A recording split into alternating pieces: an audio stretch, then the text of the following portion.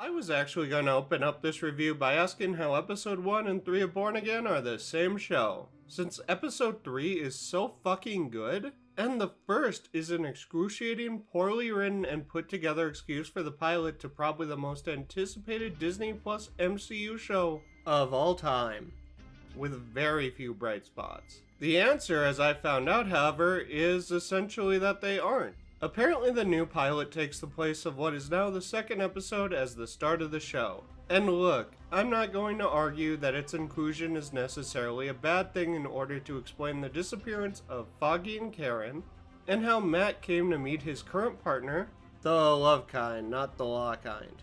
But even then, the current season premiere does a pretty piss poor job of explaining who Cherry is, and his relationship with Matt, and why Kirsten is basically the new Foggy. Of course, I know who Kirsten is. I've read the Waid, Soule, and the initial Zdarsky run.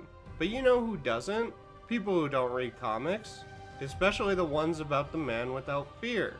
As for Cherry though, no fucking idea. He's just here now. He's not even from the comics.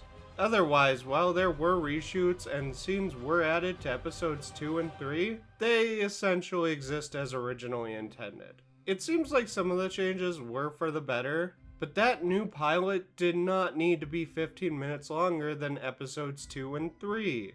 Especially when it's such an awful first impression to what may actually prove to be a great show going forward.